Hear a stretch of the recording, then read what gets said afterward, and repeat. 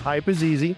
Reality's hard. It's time for you to prove that you belong on Two Code and show us what you got. Oh, shoot. Okay. Well, here we go. Let me see if I can share. Before we get into the actual tool, you talked about the architecture. You told me it keeps evolving. Do you have a diagram? Walk us through how this thing is actually built. Yeah, I do have a very simple diagram. Okay, so I threw this together. I'm using React front end. I started out working with Streamlit. That was kind of the basic thing that Cursor started me with. And it was a basic user interface. I wanted to bring it up a little bit. So I got the React front end with Vite, which helps because I'm making constant changes, of course, because this is in development. So it helps me with that. Zoo stand for, keeping it stateful. And then FastAPI, I kind of mentioned before with Python 3.12. And then I've got my document processing and AI services. And this is where I spend majority of my time tweaking, because to me, that's where my power is, as with my experiences, is in reading through those documents and understanding how to pull out the themes that are really powerful for your organization. Now, did you pick this stack, or was this something that AI helped lead you down a path, or did you come into this knowing, hey, here are some of the things I want to use? So most of this AI figured it out for me. I knew I wanted React when I upgraded. At first, Streamlit, I was like, sure, whatever, I don't care. But then I wanted to upgrade it a little bit. So knowing that eventually I'm going to host it on a small web-based platform, I wanted to create some upgrades. So React was my decision. But the rest of this, OpenAI integration, that's pretty straightforward. But no, thanks, Claude. I appreciate it. Thanks for doing it. My RAG architecture, I did a lot of research here cost was my number one driver, as well as I mentioned performance. And so I've got, my Chroma vector database, my embedding model, and then Grok for my LLM with two models that I'm using, mostly Llama. Mixtral, I think, is kind of a backup, but I'm not sure how Mixtral got there, but I don't always make those decisions. Well, and it's nice to see Chroma DB getting some love here. Most people, when they think vector, they think Postgres and things of that nature. Was this a decision by AI, or did you go into this knowing that Chroma was something that you wanted to use, and what were your reasonings? So I was looking, as I mentioned, for something that was lightweight and cost efficient, right? So these are free pieces of the stack. This is what I came up with.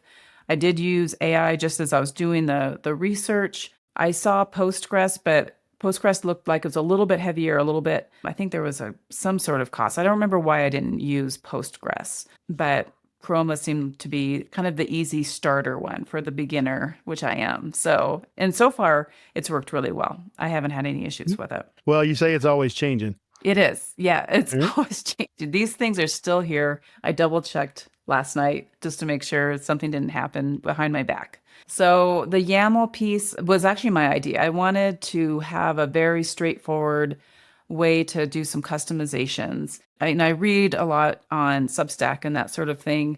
YAML and JSON are really handy at communicating effectively with large language models. And so I wanted to have a way for companies to provide, here are our strengths as an organization.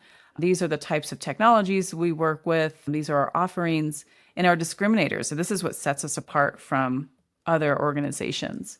There's also things in here about preferred teammates, preferred primes, preferred organizations, and that sort of thing. So there's a lot, you can do here. And then prompt engineering with JSON for different types of RFPs that you can find. So PWS is a services contract sort of thing. SWP at the bottom is a software acquisition pathway. It's part of that new method that the government is using to acquire software a little bit better. So that's just the high level architecture there. Now, you talked about prompt engineering. So how did you kick this thing off? Did you basically jump into Claude and say, write me an RFP analyzer tool? Or what was your first prompt like to get started on building this out? What's funny? I saw you were going to ask me that, and I went back and looked, and I thought, gosh, where? And I looked in Cursor because I know I started in Cursor, and I said, I want to do this thing. And it created the simple, starting place for me, and I hated it. But I think it was create something that will allow a small company to upload an RFP. Mhm. And I think I gave it some pieces. I wanted to have a RAG to understand the context and the information about that company so that it really knows how to respond based on a company's past performance and their history. And so, and like I said, there was that huge lessons learned database. So my vision is that eventually it'll access the documents piece, and it does has this little documents folder where you can add all sorts of things in there, right? PDF, databases, whatever. That's coming, but that part isn't here yet. So far I've been tweaking a lot the prompt engineering and just the how it is analyzing things, because the most frustrating thing about AI is the fact that you can do the same thing twice and get two different answers, right? Mhm. And so as an engineer, that really hurts my brain. Can imagine. So I spend a lot of time trying to make sure that there is some consistency and so you can trust what the results are. And they're usually pretty consistent at a high level. There's just some small pieces that continuously annoy me, but that's all part of the process, right? And, talking about the prompting, I think when most people get frustrated with AI, it is that prompting piece because you get out of it what you put into it. Did you find that your prompting experience evolved and grew as you got further and further in this project? That, okay, if I provide this amount of detail, then I'm getting closer to what I want. But if I'm very generic, of course, I get very generic output. Yeah, absolutely. So I'm getting a lot better at providing, you have to provide the context. And Claude and most tools, they kind of reset. They kind of forget everything, especially in the coding world, the next day, right? It has no idea who I am when I started up every morning. And so you really do have to provide the context of really what you're trying to do. The beautiful thing about government contracting in general, there's a lot that's out there. So that's all not copyrighted, obviously. So the LLMs really have a lot of knowledge about what it means to do government contracting, to respond to an RFP and that sort of thing. So it's really straightforward from that perspective. It doesn't necessarily understand what the current strategy is of the Army, for example. But so I have to, make sure that I provide some of that context on a daily basis. So I'm always getting a little bit better every day. And that's the goal. I think that's what we should be doing. I mean, you were talking in your lead up to this, you were talking about your theme engines, your document parsing, compliance checking. These are not trivial features, Jen.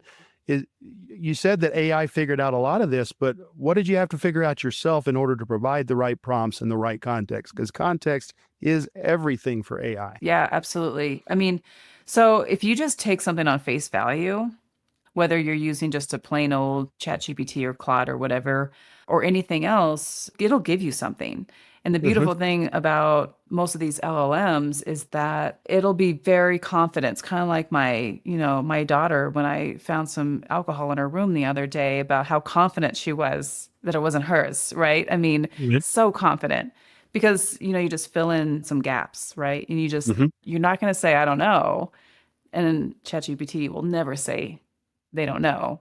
So that'll fill in some details on its own. And so you have to catch those. And so I actually spent a lot of time reading through every single RFP and say, wait a minute, you didn't catch, this piece. Why is it still saying X, Y, and Z when it says this specifically? Oh, you're right. So most of it's still manual. I'm still the user and I know kind of what I want the output to sort of be. And if it's way off, then I know that the LLM is just making stuff up and it's still making things up. So, I mean, whether that's hallucinating, some people call it hallucinating. I just think of a teenager that's lying on their history test that they forgot to study for. That may be even a better analogy than I use. I always like to tell people AI is like an overcaffeinated intern. They've got good skills, they've got good theory, but you can't really trust their judgments. You got to watch them. And this is the partnership part of working with AI is you absolutely have to understand one, what it's doing and be able to catch those mistakes, but it's not just a blind acceptance. This is much like working in a dev team itself. You've got junior developers, you're going to have conversations with them, tell them where you want things to go. They're going to go out and do some stuff. You're going to have to come back and check and make sure, did you do what I asked you to do, or did you kind of go off on your own? Right. Yeah, absolutely. I remember when I was a new developer and I had to learn the hard way why I couldn't use recursive calls in embedded systems. because the stack is very limited, but you just don't know some of those little details, right? And so, yeah, you have to learn. And this AI tool is like a new hire. They know a lot, but not all the things that you know. All right, well, let's fire this baby up. Show us what you got. Let's see this thing in action. My user interface is still very basic, and I have my debugging code up here because this morning I was having troubles with my API connections, as you can see, but those seem to be working for now. So we'll all cross our fingers that the demo gods will smile on me today and everything will be fine. So the example I'm going to share is there's an open solicitation by the Army on sam.gov at the moment. And there are two. So this open solicitation came out in early August. And then this one that I'm actually interested in is this AI contracting use case that, I was kind of discussing earlier. So there's two RFPs in here.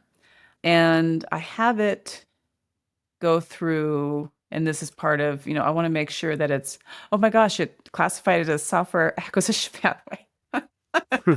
Sorry, I'm excited because it was doing something different earlier. But see, once again, it's chunking it into one piece. So I'll have a conversation with Claude here in a minute.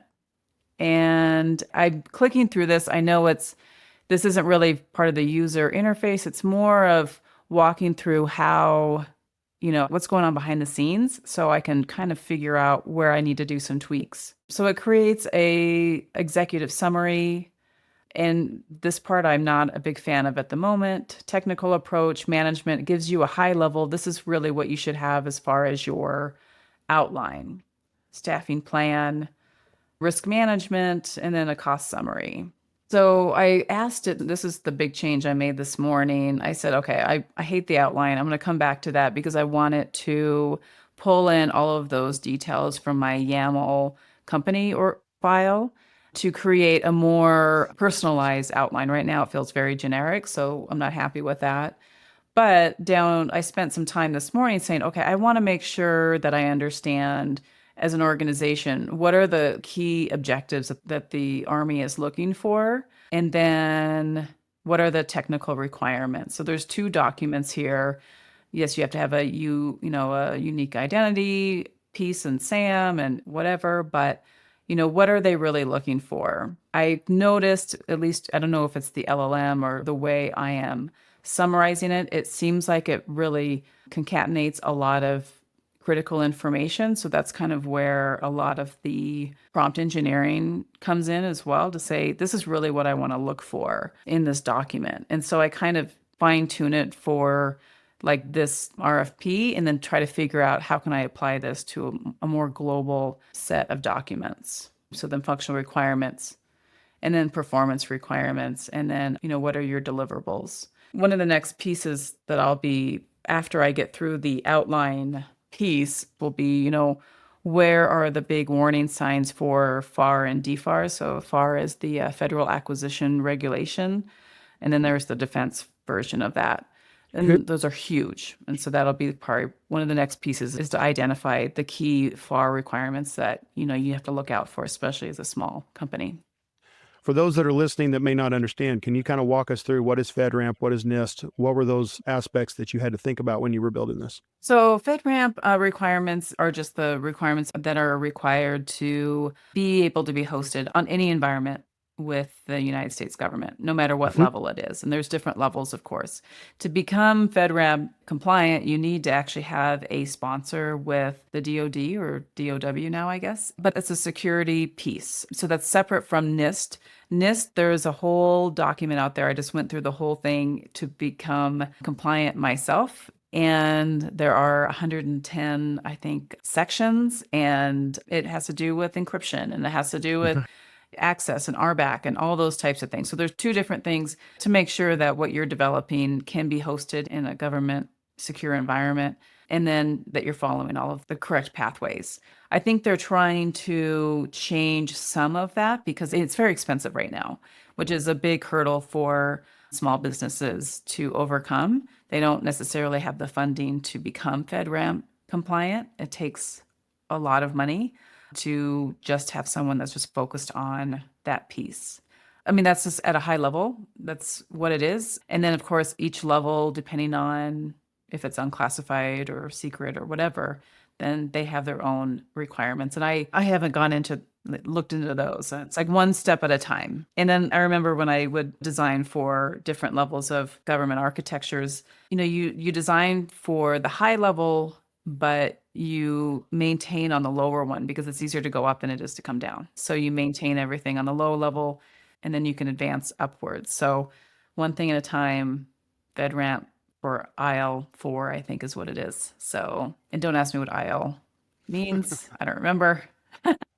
Well, I know I've had to look through NIST before. This is not light bedtime reading. It's not something you snuggle up with on your Kindle and go through.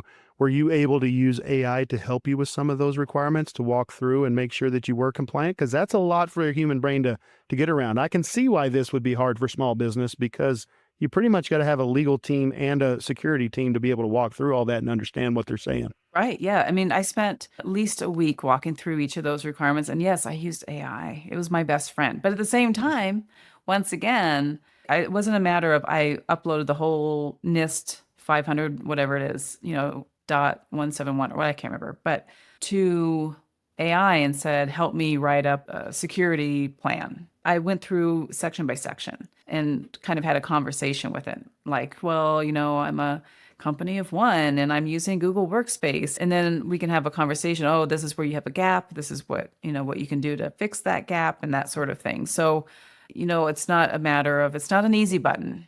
You still have to do the work and you still have to use your brain and keep yourself out of trouble by making sure that it doesn't overpromise because it will summarize the heck out of something and it'll miss a lot, right? Yep. So you really do need to be very specific, especially if it's something as important as a contract or something else that you're working with the government, right?